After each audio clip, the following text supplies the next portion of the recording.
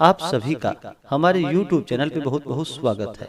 आइए सुनते हैं पुत्रदा एकादशी व्रत की कथा। पौष माह के शुक्ल पक्ष में पड़ने वाली एकादशी को इसे पुत्रदा एकादशी के नाम से जाना जाता है। जो भी भक्त सच्ची श्रद्धा के साथ, नियम और निष्ठा के साथ पुत्रदा एकादशी का व्रत करते हैं, भगवान का पूजन करते हैं, कथा श्रवण करते हैं, तो इस व्रत के प्रभाव से व्यक्ति के सभी प्रकार के पापों का नाश होता है।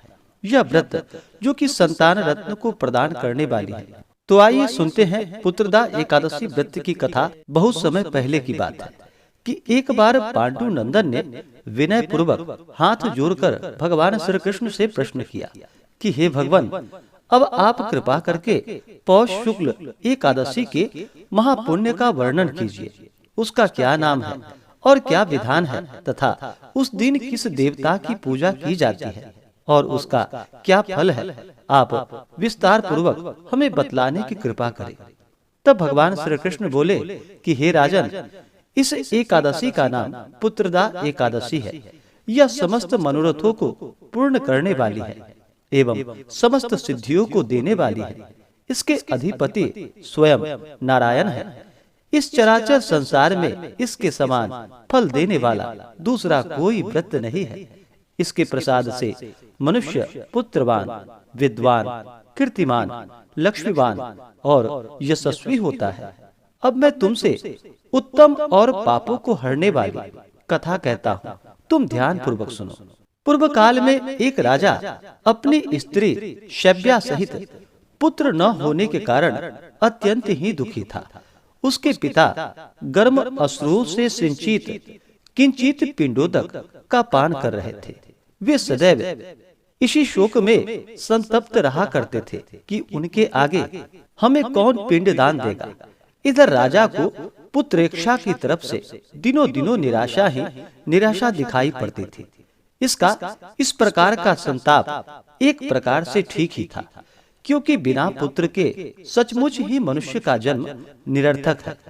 जिनके पास पुत्र नहीं, उनके कुछ भी नहीं, क्योंकि बिना पुत्र के देवता, पितर और मनुष्य किसी का भी ऋण परिशोधन नहीं होता। अस्तु मनुष्य को पुत्र प्राप्त करने की युक्तियों में सदैव ही तत्पर रहना चाहिए, क्योंकि संसार में वही भाग्यवान, गुणवान और कीर्तिमान है जिसका घर पुत्र रत्न से परिपूर्ण है। वे ही नर श्रेष्ठ हैं, आरोग्य, संपत्ति और कीर्ति के अधिकारी होते हैं। यह सिद्ध है कि पुत्र पौत्रादिक पुण्यवान को ही प्राप्त होते हैं। संपत्ति, विद्या, लक्ष्मी और त्रिलोक्य की कुछ भी श्री उसे दुर्लभ नहीं रहती। इस प्रकार दिन रात की चिंताओं से त्राण पाने के लिए राजा ने यह निश्चय किया कि अब मेरे शरीर धारण किए रहना बिल्कुल ही व्यर्थ है। किसी प्रकार इस शरीर का त्याग देना ही श्रेयस्कर होगा, परंतु आत्मघात करना महान पाप है। इस प्रकार के विचारों में पड़कर वह एक दिन चुपचाप अकेले घोड़े पर सवार हो वन की ओर चल दिया। इस प्रकार वह वन में पहुंचकर नभ में उड़ते हुए पक्षी एवं चारों ओर लगे हुए सुंदर वृक्षों के प्राकृतिक सौंदर्य का अवलोकन करने लगा। वहां पर कहीं तो अपने अपने निवास स्थान से निकलकर मृग झुंड इधर उधर चौकड़ियां भर रहे थे। कहीं व्याघ्र, वाराह, सिंह, बानर, लीलगाय, शशक, सर्प और जंगली हाथी अपनी हथिनियों के साथ क्रीड़ा कर रहे थे। किसी तरफ श्रृंगालू की ध्वनि थी तो किसी ओर उल्लुओं के कर्कश नाद सुनाई पड़ रहे थे। इस प्रकार वन की शोभा देखता और वन पशुओं के शब्द को सुनता हुआ राजा वन में घूमने लगा। घूमते घूमते उसे दोपहर हो गई। उसे भूख और वियोग ने सताया, परंतु वह आगे की ओर बढ़ता ही गया। आगे चलकर उसने देखा कि एक अत्यंत सुंदर सरोवर है, जिसके किनारे अत्यंत सुंदर, मनोहर और दिव्य रूप वाले नाना प्रकार के पक्षी, सारस, हंस, मोर और चकोर चारों ओर घूम रहे हैं और बहुत से ऋषि मुनि वहां पूजन और ध्यान में मग्न हैं। वहां प्रवेश करते ही राजा के दक्षिण नेत्र बाहु फरकने लगे और मन में एक प्रकार का उत्साह सा प्रतीत हुआ। राजा ने घोड़े से उतरकर घोड़े को एक वृक्ष के सहारे बांध दिया और ऋषि मुनियों के पास जाकर उनको अलग अलग उनकी प्रदक्षिणा की और उन्हें प्रणाम किया।